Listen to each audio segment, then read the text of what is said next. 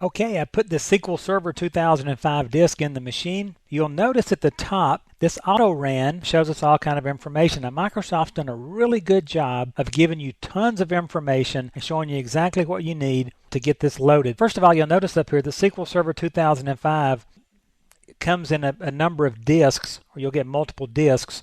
Disk 1 is the actual installation disk. Disk 2 is a tools disk. You will also notice I'm using the Community Technology Preview Edition because of the time that I'm actually working on this video. The final release is not quite out. It's due almost any day now. By the time I finish the video, it will be out, but you won't see any major differences. There are some minor ones, and I'll point them out as we go through. So I put the disk in, and it auto runs to get us to here. And notice over here we have a couple of things to do. We can, first of all, check our hardware and software requirements. And so if I mouse on that and click, it gives us a list of all of our requirements that we need for 32 and 64 bits. I can close that. I can read release notes. If I'm having trouble sleeping at night, these are great things to read. Actually, there is some really good information in here. For example, you'll notice on uninstalling SQL Server 2005, for example, if I simply click on that, it takes me to how to go about doing that. Notice also there's a SQL Server Upgrade Advisor here. Then under the installation, notice that if I want to do the client installation wizard or the server components themselves, then down at the bottom I can browse the CD, visit the SQL Server website, or review the license agreement and so forth. I'm going to choose to install a SQL Server component. Now I have a default instance on this machine, and I'm going to install a named instance, and then I will use that later in the course to show you the difference between the two. So first up, I will read all this information. I know you'll probably want to take the time to do that. I'm not going to read it to you right now. We agree to all that.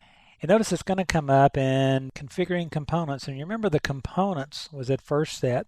The required components were installed successfully. Now it's going to scan my computer to make sure that I've got everything it needs. And now it's going to have me install or modify. Now this is real interesting right here. Remember the SCC that I mentioned earlier. Notice it went through and it checked a lot of things on my machine. And I want you to notice something here. And this is actually kind of cool that it happened this way. You'll see I have a minimum hardware requirement error on my machine. And I can tell you what that is. If I click on this, it will give me a useless message here. But it's telling me that the current system doesn't meet the minimum hardware requirements for this release. The problem is my machine only has 512 megabytes of memory. Don't ask me why.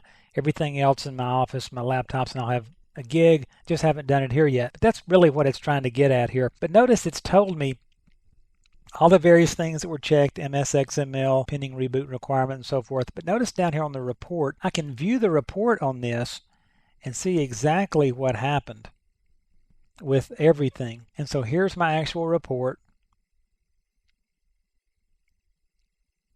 Now this could be some great CYA, if you will.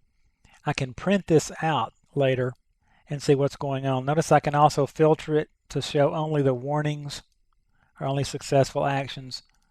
So again, very cool stuff. Notice I can save the report to a file, I can copy it to the clipboard, or I can send it as email. So I click Next there, past that, and now the window installer begins to kick in, and we're going to start that Setup MSI. And if you'll notice what it's doing, it's detecting, you noticed it detected IIS there if you saw that go by. It's going to do a lot of things. Okay, now it's going to take care of legals on that. I'll go past that. Now it's asking me, what do you want to set up? Notice I can simply choose the various pieces and parts that I want to set up. I can go to Advanced, and of course get my hands on a lot more dangerous things.